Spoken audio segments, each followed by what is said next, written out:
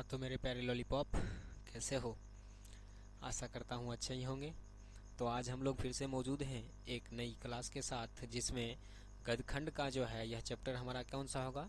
तो यह हमारा चैप्टर कौन होगा?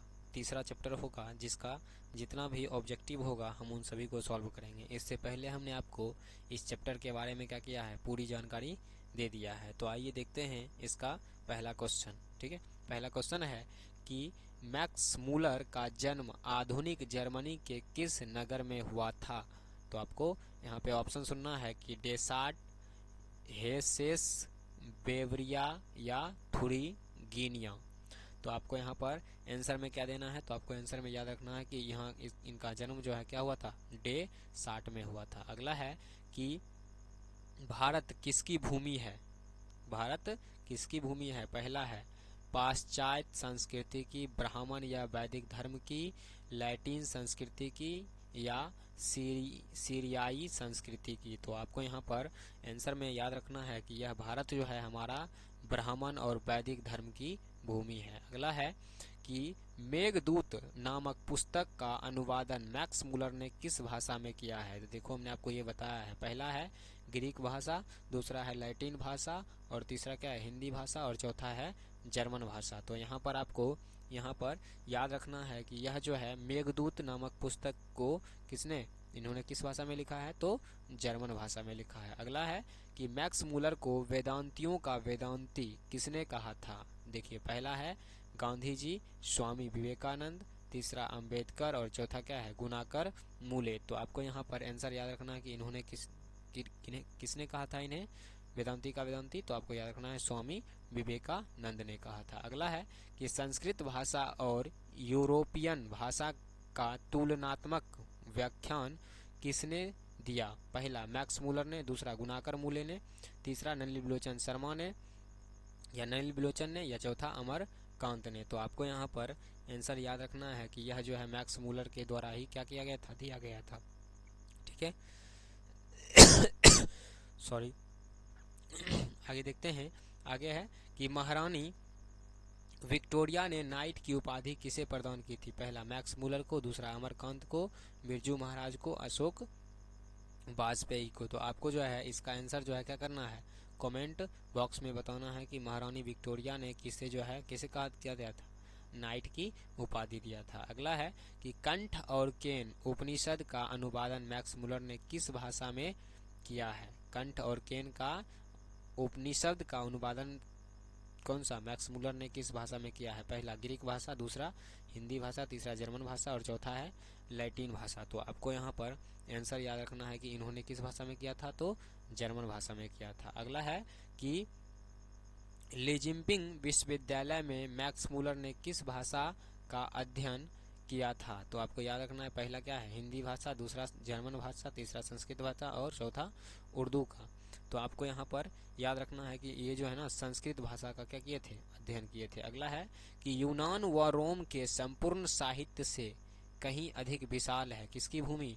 तो संस्कृत भाषा और साहित्य की भूमि, उर्दू साहित्य या जर्मन भाषा और साहित्य, या रूसी भाषा और साहित्य। तो आपको यहाँ पर आंसर याद रखना है कि ये जो है संस्कृत भाषा और साहित्य की संपूर्ण क्या है, ये पूरा विशाल है, सबसे बड़ा है। ठीक है, अगला है कि जनरल कनिंघम का संबंध किससे था? पहला वनस्पति विज्ञान से, भूविज्ञान से, पुरातत्व से, या मनोविज्ञान से। तो आपको यहाँ पर इसका आंसर याद रखना है कि आंसर क्या हो जाएगा, पुरातत्व विभाग से था।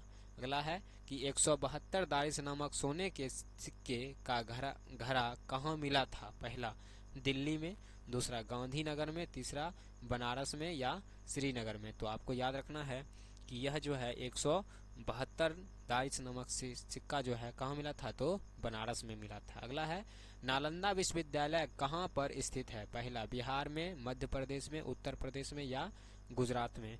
तो आपको यहाँ पर याद रखना है कि नालंदा विश्वविद्यालय तो आपको पता है कहाँ हो सकता है, तो हमारा बिहार में हो सकता है, या है, हो सकता नहीं है निश्चित। आगे भैया, आगे है भारत से हम क्या सीखे के रचनाकार कौन है? ओ भाई साहब, पहला विवेकानंद, दूसरा मैक्स मूलर, तीसरा रविंद्रनाथ ठाकुर, और चौथा है दयानंद सरस्वती। बताओ, आपको आंसर देना चाहिए मुझे, चलो दे देते हैं।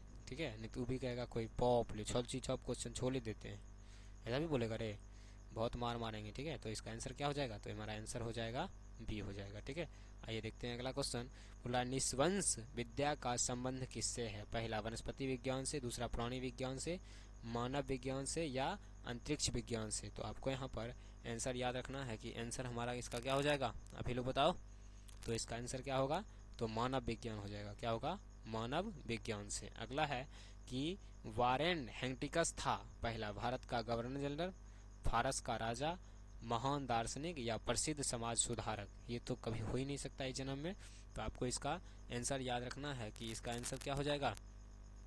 तो इसका आंसर होगा क्या चीज़, पहला ऑप्शन क्या था, हाँ तो पहला ऑप्शन के हिसाब से अगर हम चलें तो इसका आंसर हो जाएगा ए। ठीक है, भारत का यह क्या था, गवर्नर था। क्या था, गवर्नर था। अगला है कि दारिस क्या है, पहला चांदी का प्राचीनतम सिक्का या प्राचीन कालीन सिक्का या सोने की प्राचीन काली सिक्का, एक देवता एक धार्मिक ग्रंथ। तो आपको यहाँ पर तो पता होना चाहिए कि यह क्या है, सोने से भरा सिक्का मिला था तो सोना का ही होगा ना भाई।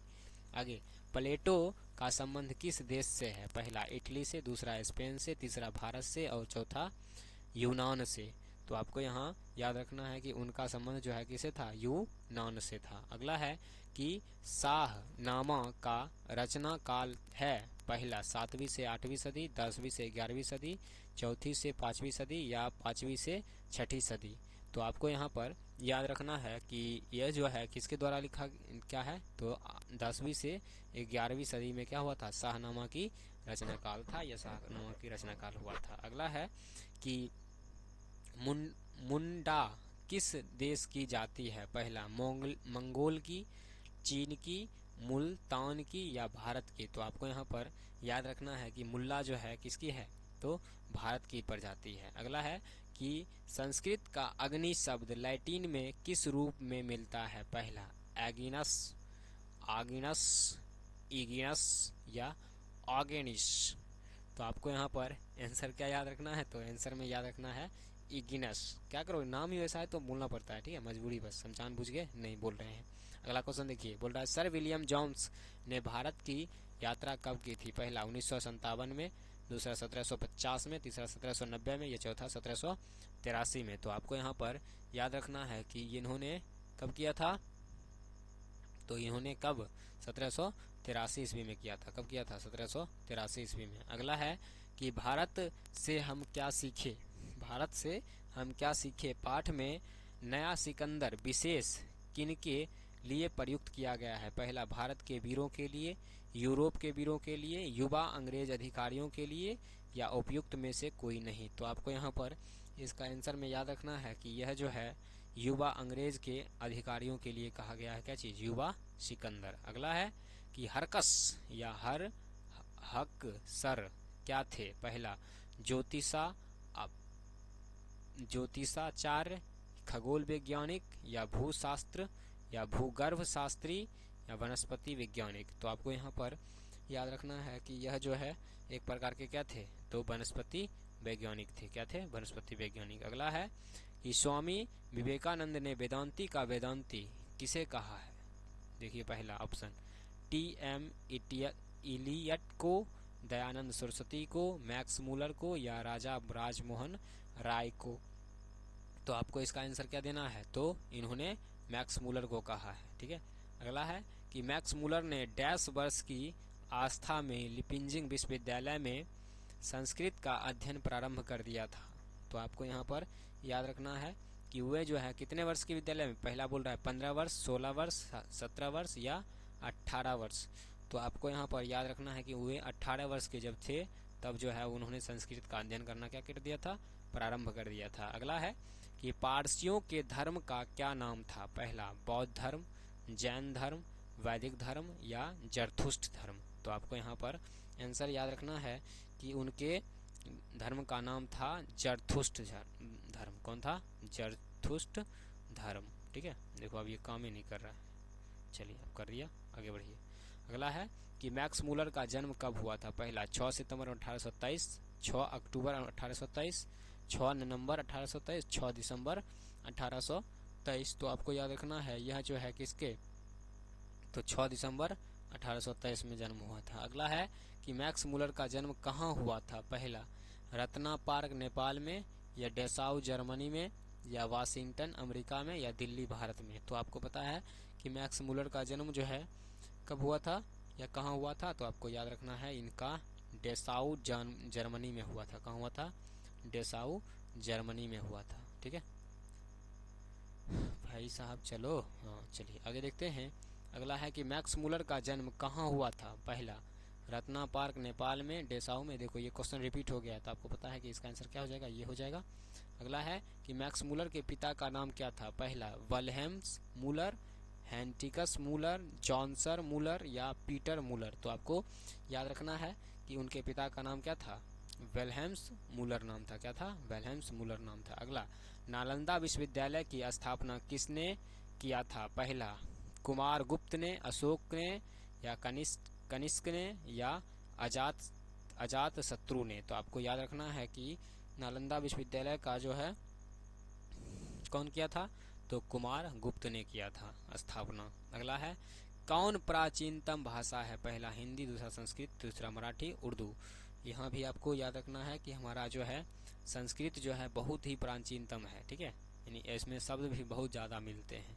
अगला है कि मैक्स मूलर की मृत्यु कब हुई थी। पहला, 16 अक्टूबर 1901, 20 अक्टूबर 1901, 24 अक्टूबर 1900 और 28 अक्टूबर 1900। तो आपको यहाँ पर इसका आंसर याद रखना है कि हमारा आंसर यह क्या हो जाएगा, तो ये हो जाएगा कौन सा, डी नंबर। ये याद रखना कि मैक्स मूलर का भी मैक्स मूलर की मृत्यु हो गई थी इस समय। ठीक है, इसी समय सन 1900 ईस्वी में सुमित्रानंद पंत का क्या हुआ था, जन्म हुआ था। ठीक है, तो इस तरह से आप इसको सेट करके याद करके रख सकते हो कि मतलब मैक्स मूलर मरे थे तब सुमित्रानंद पंत का जन्म हुआ था। तो मैक्स मूलर मरे थे 28 अक्टूबर को, जबकि सन 1900 ईस्वी में यानी उसी के आसपास में कोई डेट में हुआ था, लेकिन उसमें डेट नहीं दिया हुआ था। अगला है कि किसके अध्ययन क्षेत्र में भारत के कारण नवजीवन का संचार हो चुका था। पहला, विधि शास्त्रियों के कारण, विधि शास्त्र के द्वारा, या नीति कथा के द्वारा, या भाषा विज्ञान के द्वारा, या वैदिक विज्ञान के द्वारा। तो यहाँ पर आपको इसका आंसर के लिए याद रखना है कि ये जो है किसके नीति कथा के आधार पर हुआ था। किसके आधार पर हुआ था, तो नीति कथा के आधार पर हुआ था। अगला है कि दारिस नामक सोने के सिक्के से भरा घड़ा किसे मिला था। पहला, हेकल को, हरकस को, वारेन हेंडिकस को, और तीसरा है विलियम जोन्स को। तो आपको यहाँ पर याद रखना है कि इससे भरा हुआ सोने का सिक्का जो है ना वारेन हेंडिकस को मिला था, जिसने इसे क्या किया था, आगे भिजवा दिया था। अगला है कि मेघदूत का जर्मन भाषा में अनुवाद किसने किया था। पहला, ईश्वर पेटलीकर ने, रूसों ने, मैक्स मूलर ने, या सातकोरी होता ने। आपको तो यहाँ पर याद रखना है कि यह जो है चैप्टर चल रहा है किसका, मैक्स मूलर का, तो इन्होंने ही किया होगा, तभी तो नाम है भाई। अगला, भारत माता के भारत से हम क्या सीखे क्या है, एक प्रकार का यह क्या है, निबंध है, कहानी है, या भाषण है, या व्यक्ति चित्रण है। तो आपको यहाँ पर याद रखना है कि यह एक प्रकार का क्या है, भाषण है। ठीक है, अगला, मैक्स मूलर के अनुसार सच्चे भारत का दर्शन कहाँ हो सकता है। पहला, मुंबई में, दिल्ली में, ग्राम भारत में, या लोकतंत्र में। तो आपको यहाँ पर इसका आंसर याद रखना है कि यह जो है सच्चे भारत का दर्शन अगर आपको करना है तो कहाँ आना पड़ेगा, गाँव में आना पड़ेगा। अगला है, प्लेटो और कांट थे क्या जी, महान वीर थे, या महान दार्शनिक थे, नाविक थे, या सैनिक थे। तो आपको यहाँ पर याद रखना है कि वह एक प्रकार के क्या थे, तो महान दार्शनिक थे। क्या थे, महान दार्शनिक थे। अगला क्वेश्चन है कि हितोपदेश का जर्मन भाषा में अनुवाद, हितोपदेश का जर्मन भाषा में अनुवाद किसके प्रकाशन के द्वारा करवाया गया था। पहला, महात्मा गांधी, दूसरा मैक्स मूलर, गुनाकर मूले, या अमरकांत। तो आपको यहाँ पर इसका आंसर याद रखना है कि यह मैक्स मूलर के द्वारा क्या किया गया था, प्रकाशित करवाया गया था। अगला है कि मैक्स मूलर ने कालिदास की किस पुस्तक का जर्मन भाषा में अनुवाद किया था। पहला, मालविकी गिनीमित्रम अभिज्ञान कुशतलम का, या मेघदूत का, या रघुवंशम का। देखो इतना भारी भारी नाम दिया है कि पता नहीं सही से पढ़ने में भी नहीं हो रहा। हमारा आंसर क्या होगा पता है, मेघदूत। अगला, दक्षिण भारत के द्रविड़ भाषा परिवार की कौन सी भाषा अधिक प्राचीन है। पहला ऑप्शन सुनिए, जागने योग्य, मारने योग्य, देखने योग्य या क्रोध करने के योग्य। तो आपको यहाँ पर इसका आंसर याद रखना है कि हमारा आंसर यह हो जाएगा, कितना नंबर क्वेश्चन है, 41 नंबर हो जाएगा। तो 41 का आंसर जो है हमारे लिए क्या हो जाएगा, तो यह हो जाएगा जानन योग्य के लिए। ठीक है, अगला देखिए क्वेश्चन। एक बार हमको 45 पर जाना पड़ेगा, लगता है क्वेश्चन क्या हो गया, छूट गया है, तो इस कारण से कोई दिक्कत नहीं है। खैर आप इसका क्वेश्चन 45 नंबर देखिएगा। क्वेश्चन नंबर 45 क्या बोल रहा है, तो यह बोल रहा है कि सॉरी मैं 45 46 47, अच्छा कोई दिक्कत नहीं है, देख लेंगे इसको। आगे देखिए पहला क्वेश्चन पहले देखिए, तो 45 नंबर, मैक्स मूलर कौन सी भाषा के बाल काल में ही निपुण हो गए कविता लिखने में? पहला संस्कृत भाषा में, या दूसरा लैटिन भाषा में, तीसरा अंग्रेजी भाषा में, या चौथा अमेरिकी भाषा में। तो आपको यहाँ पर इसका आंसर जो है याद रखना है कि यह जो है जब कौन सी भाषा की लिख रहे थे, तो यह जो है लैटिन भाषा में ही कविता लिखने के लिए निपुण हो गए थे। अगला है कि भारत को कैसा स्वप्न दासियों की आवश्यकता है? पहला वीरेन हेनरिकस के जैसे, संत पॉल के जैसे, सर विलियम जोन्स के जैसे, या जनरल कनिंघम के जैसे। तो आपको यहाँ पर याद रखना है कि यहाँ इन्हें जो है किसके जैसे, तो ये जो है बी यानी आपको याद रखना है सर विलियम जोन्स के जैसे करना था। अगला है कि मैक्स मूलर ने मानव सभ्यता का मूल स्रोत किसे कहा है? पहला भौतिक विज्ञान को, पाश्चात्य सभ्यता के ज्ञान को, वैदिक तत्व ज्ञान को, या विश्व इतिहास के ज्ञान को। तो आपको यहाँ पर इसका आंसर जो है याद रखना है कि यह जो है क्या हुआ था, वैदिक तत्व ज्ञान पर हुआ था। किस पे हुआ था, तो वैदिक तत्व ज्ञान पे हुआ था। ठीक है, तो इस प्रकार से हमने भारत से हम क्या सीखेगा, जितना भी ऑब्जेक्टिव था उन सभी को हमने क्या किया, सॉल्व किया। तो आज के लिए इतना ही रहने दीजिए, देखेंगे विशेष अगले क्लास में। तब तक के लिए जय हिंद।